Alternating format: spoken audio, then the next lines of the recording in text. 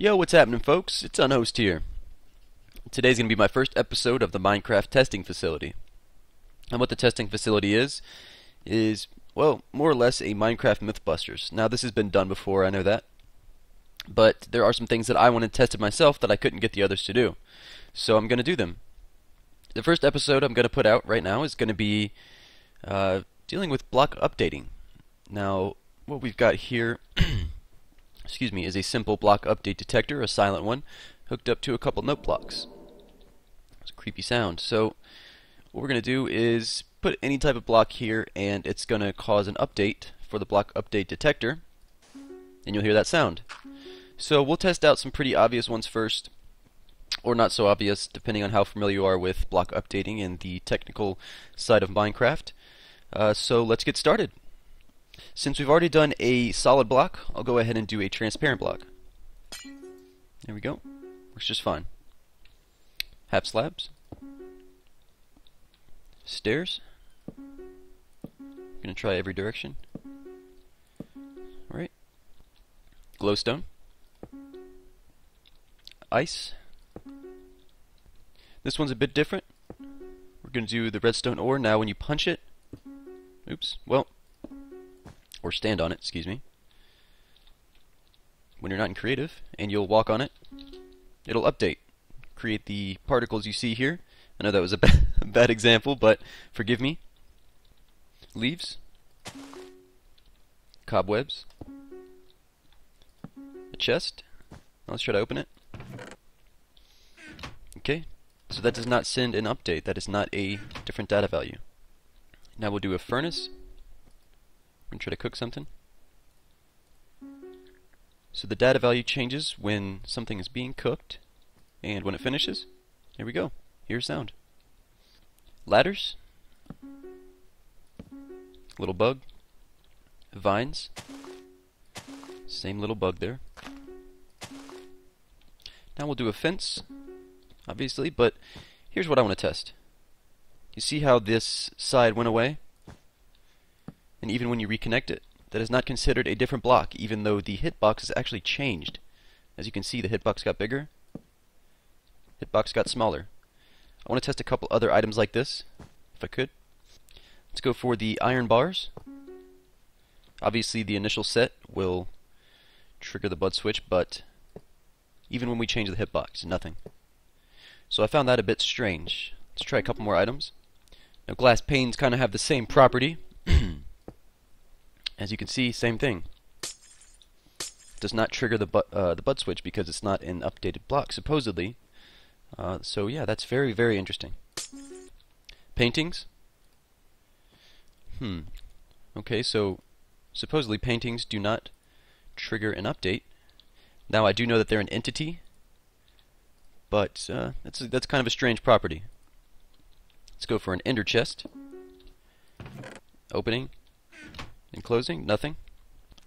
Now I'd like to try a sign after you have written on it.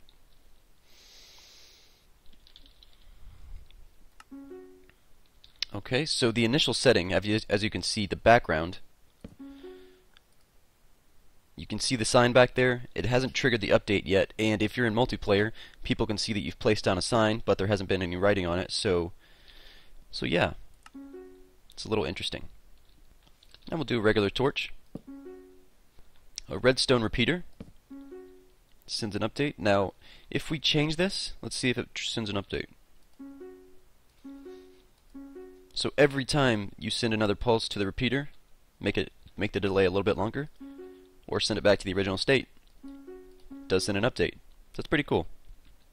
Tripwire hooks. Now there's the same bug we've seen before, but if we do this, simply go to our redstone, take this piece off, place this here, sorry about all the noise, we'll put that back, and restart the bud switch. This right here will give off random pulses. Now I've tested this before in a mass scale, and it in fact gives off a random update every now and then. And yeah, I found it very interesting. I've created a mass random pulse generator you can find on my channel as well. It's a very interesting property of the tripwire hooks. So we'll try some pistons when they're extended. Huh, very interesting. So only when it goes back in does it send the update. So this right here, when it's extended, is not recognized to be a new entity, or a new type of block, excuse me, for the block updater. So that's very interesting. Let's try the other kind real quick. I'm sure we'll get the same result. Same thing. Redstone lamp. Okay, so off and on. Now we'll try both types of doors, opening and closing. Okay, real quick. I know you guys are probably getting sick of that sound, but it's for the sake of science. And a trapdoor. Nope. Same little bug. So I think that's just for this one tick generating bud switch, but now I'd like to mess around with dispensers. Obviously the initial onset, we'll give it a pulse, but let's try putting a projectile inside. Doesn't recognize it as a new block, or as a new entity, so let's go ahead and put something that's not a projectile inside. Same thing. Let's take those out, put some liquid in there. Okay, so I guess we can safely say that that does not send a block update. Let's try to shoot an arrow into the block, see if that does anything. Not exactly. How about right into the redstone? Nope. Let's go back to the half slabs and see if we can put them on the roof and see if they trigger this bud switch. Okay, so it just considers it as the same block as this hole. Let's try powered rails now. Okay, so off and on. Now we've got these new end portal frames from the creative mode inventory. Obviously, the initial onset. Now let's try to put an eye inside. Very interesting. So, let's see. As you can see, the block is not exactly as tall as a block. It's with the eye inside, it probably is just as tall, but it does send an update once it's put in. So, I think that would be a good addition to an adventure map. That'd be very nice touch. Also, we've got placeable snow now, as you can see right here. Just a little sheet of snow on the ground. How about that? Okay. We'll try out some cauldrons. Initial onset. Fill it up, and it does change. So let's take... now, if you don't know, cauldrons will fill up 3 little vials of water here. Each time you take one away, it sends an update. It's a different block. Now, if you don't know already, the new update, the new 1.3 update, cauldrons can eventually be filled with rain. Now, it does take a long time, for them to be filled with rain. It's just a random fill, if you will. But I've tested it on a mass scale. But it does eventually fill up with rain, and it does take an extremely long amount of time for them to fill up. So now let's try out water itself. Okay, so water does send an update. Let's try lava. Same thing. Here's one I found to be pretty interesting. So we're going to place a handy dandy brewing stand here, and now we've got 3 water bottles and another wart. So what I'm going to do is place the bottle inside. Placing the bottle changes the data value, as you can see, as well as taking them out. So let's try to brew this. So it didn't give us a pulse when it started brewing, so let's speed up the process and see if finishing it sends a pulse. Almost there. So nothing. So that's kind of a bummer. I kind of wish they did send off a pulse so that you could, find out whenever your stuff was done brewing. But anyways. Now here's something I've personally always wanted to know, that if gravel or sand travels through the block, if it actually counts as going through each one. Let's see if it sends an update. Let's do this one higher just to be safe. So what it seems to do is, this is just an animation here, and when it's hitting this block here, or the initial start point, I don't believe it'll send a pulse in between.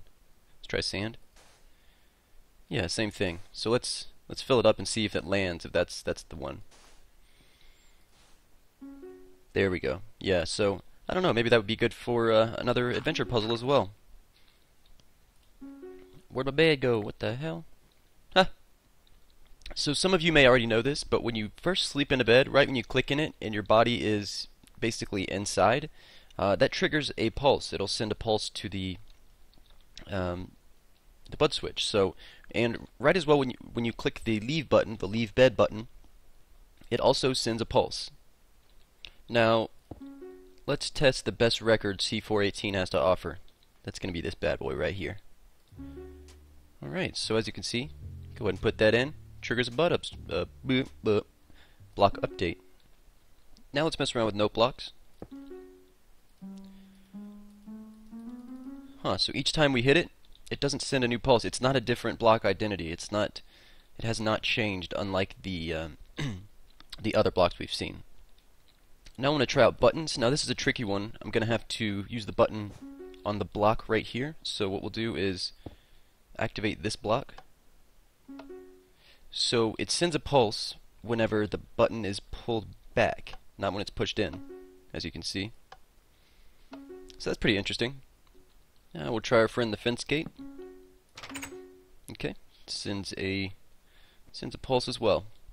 Now I want to try tilling the land. Okay, so that changes the block right there, even when it gives up. So now we'll mess around with seeds. Now obviously that will send a pulse. That tiny little seed right there. Okay. And as some of you may know, each stage of growth will also send an update to a bud switch, like so. You know, wheat has between 6 and 7 growths, and I think pumpkins and the melon seeds also have three stages of growth. So, same thing with sugarcane. If it grows into the block right by where the bud switch is, obviously it'll send a pulse to the bud switch. Also, if you place a cake on the ground and start nom-nomming, each cake that is missing will trigger the bud switch. Now I won't bore you with all this, but planting each of these little pieces of foliage right here will also trigger a bud switch, as well as when mycelium and grass take over on a dirt block.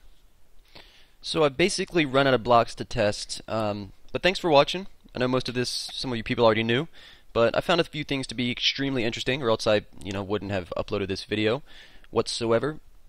If you've got anything else you want tested, just put it in the comments, and I'll test and record the top voted one for each video. So hopefully you guys learned something here at the testing facility headquarters, and if not, I'll personally mail you a check for 50 cents. So anyways, here's actually the last thing I wanted to test, but it seemed a bit dangerous, so let's just see if when TNT turns into an entity, if it triggers the bud switch. So yes sir, it does. There it goes. Whew, that was a close one. As you can see, I've had several mistakes over here. But anyways guys, again, thanks for tuning in. Adios.